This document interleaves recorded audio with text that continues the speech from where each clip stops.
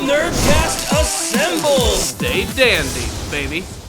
Victor wants that sweet, sweet chakra fruit, and no one is going to stop him, except for the brave young ninja from Konoha Village. That's right, Boruto, Sarada, Konohamaru, and Mugino are going to do everything in their power to stop both Victor and Deepa, two major members of the Kara organization who are trying to use the power of a divine tree to suck up the chakra of all of the inhabitants of the Land of Valleys so that it can bear some fruit, which will allow Victor to become even more powerful. This is some straight up crazy science fiction shit going on here, but honestly, it would be not that believable if it didn't already happen already in the series. I mean, at the very end of Naruto Shippuden, when Kaguya had taken control of this tree and the infinite Tsukiyomi began, we got to see this thing happening on a grand scale, and getting to see it happen again is still pretty freaky, but again, it just reminds me of the Dragon Ball Z movie, The Tree of Might, which basically had like the same exact plot about an alien divine-like tree, which sucks up all of the nutrients of the earth and the living creatures within it to grow, become powerful, and to bear one very powerful piece of fruit, which will allow its user to become even more stronger. It's strikingly similar to that in many ways, and we get to see more of that in this episode, which essentially was kind of an extension of the last one, except this episode is all about setting up those big final battles, which are actually going to be taking place in this current story arc right here, and some of them are expected, and some of them actually have some pleasant surprises, not to mention there is one major character who shows up in this episode, which I think is probably the biggest surprise of all, but we'll get to that towards the end of the review. But like I said, this episode right here was basically just more of the same, but it did feature some really cool moments, and the animation, I have to admit, was pretty damn cool throughout most of the episode, even though it mostly just consisted of Konohamaru and Mugino battling against vines and slashing at them with kunai knives. It's when Boruto and Sarada get involved where things manage to get just a little more interesting. And I have to say, I was kind of disappointed. I really thought that Victor's assistant was going to do a little bit more than just stand around and look cool, and they were kind of setting her up to be this big opponent for Mugino, and it never really ended up happening. And then you have Boruto and Sarada, who ends up joining up with Konohamaru, and it looks like they're going to be going up against Victor, at least initially. And my first thought was maybe it is going to be Boruto and Sarada going up against him, but it makes more sense for them to fight against Deepa, who does, again, appear in this episode here, and basically just doing more of the same. He's chewing the scenery, he's looking super evil, and he basically reveals his entire motive for being a part of Victor's group and joining him in these experimentations, which is not necessarily to eat the chakra fruit itself, but simply to savor the little things in life, which essentially is just killing people and kicking all sorts of ass. He wants to taste things. He doesn't necessarily want to fill his stomach, but he wants to see everything that the world has to offer, and if that involves kicking the shit out of two young ninja kids from Konoha Village, well, sign his weird, creepy ass right the hell up. Basically, it's just setting up the big rematch between these characters, which I don't know if it's believable to see that the training that they did in that short amount of time is going to give them an edge in a character who was just seemingly unstoppable about everybody that he went up against.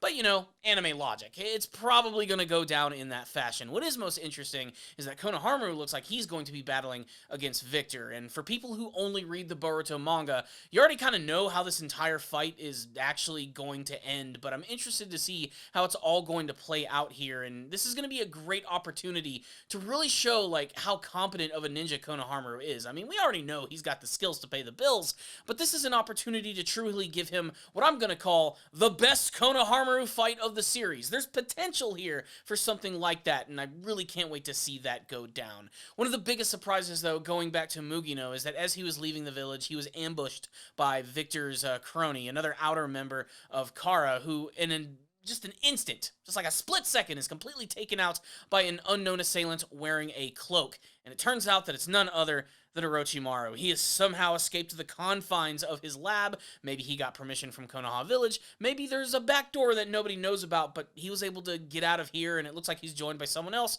who almost 100% is going to be Mitsuki. He has a mask on, so it's kind of hard to say who it is, but he's a little guy, he's a little shorter. It's probably going to be Mitsuki. It makes sense to bring him in here, and to see him possibly join Boruto and Sarada, I think would be great, because even though he didn't really go through any training, or at least any that we saw, he now has a brand new body, family, new organs, new body parts, so maybe he's going to be able to bring something new to the table, which I think is going to add to a lot of really cool stuff. But really, this is an episode which is more about the potential of the future and setting up what all of these fights are going to be. That being said, it was still pretty tension-filled, and there was a lot of creepy imagery of this tree winding its way up through this laboratory and this building, shaking the land of valleys all the way down, and just absorbing all of these people. It was creepy imagery in Naruto Shippuden. It's just as creepy here, especially the fact that when they try to cut these people out, this thing just continues to wrap around and reabsorb and get even stronger as it actually goes on.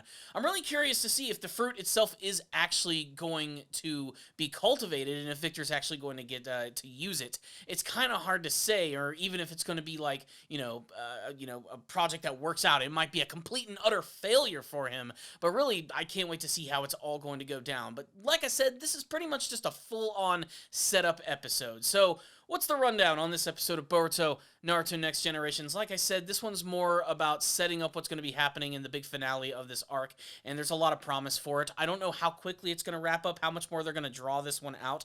The next episode certainly looks like it's going to have a lot of action attached to it, but I have a feeling that it's definitely going to go on for at least maybe 2 to 3 episodes, and I really hope we get to see more of that. I really want to see how far Deepa is going to go in terms of using his abilities, as mostly he's just been sort of having fun with all of his opponents throughout the course of this entire arc, and I think this is going to be an opportunity to really show him going all out, as well as getting to see more of Boruto and Sarada in action. I mean, like I said, their training didn't go on that long, but they learned some pretty instrumental things, and not seeing any of this in the manga version, seeing that this is all original material created for the anime, I'm ready to be surprised. I want to see what Boruto is going to do with this, like, brand new, super condensed Rasengan, or maybe he's going to try and utilize the wind style one again. Maybe there's another trick up his sleeve. Sarada, of course, is always unique in the way that she fights, and I think it is going to take both of them and possibly Mitsuki to take him down, which again I think is what's going to make this battle a little more believable.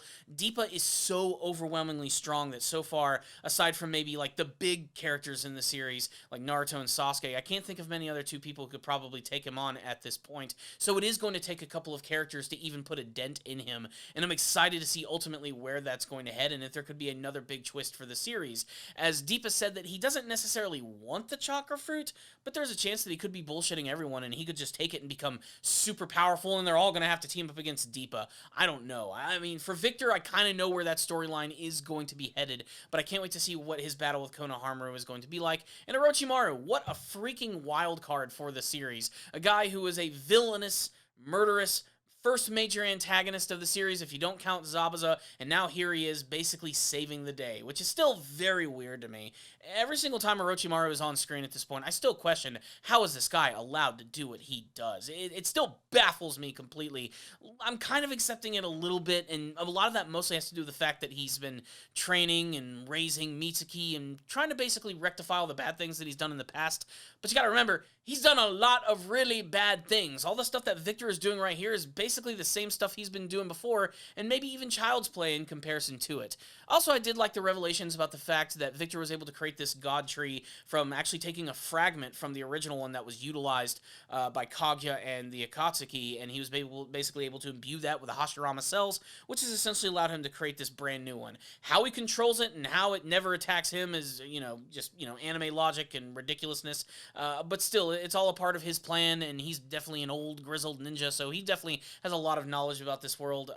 So, blah, crazy stuff.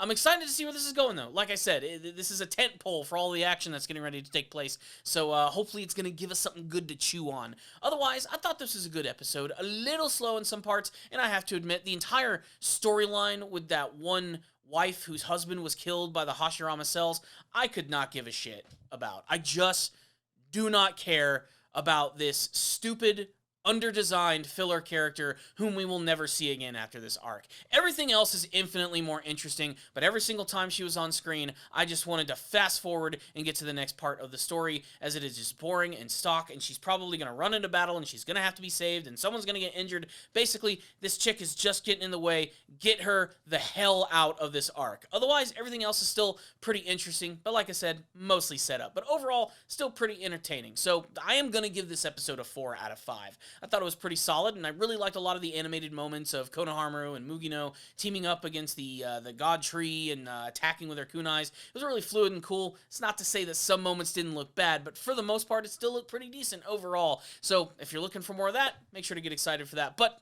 you heard my thoughts. I want to hear yours. Make sure to sound off in the comments section below and tell me what you thought about the latest episode of Boruto, Naruto Next Generations. What are you excited to see from the upcoming battles? Boruto Sarada versus Deepa. Will they stand a chance? Will Mitsuki get involved? Will new techniques reveal themselves? Will Deepa even be defeated? Are they going to continue to use him in the future of the Kara arcs, which are going to be coming up? Or has he just been created for this arc right here to be defeated? What's going to happen to Victor? What about Orochimaru?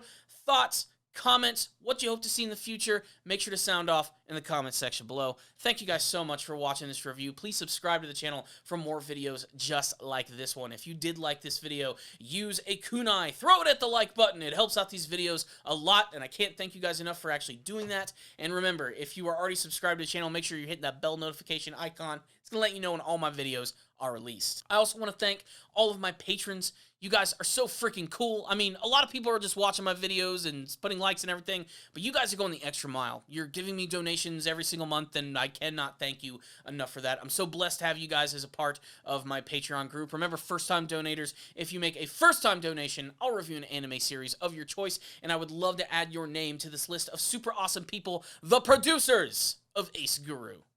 So thank you guys so much for watching this review. I'll see you all next time, and as always, stay down there, baby.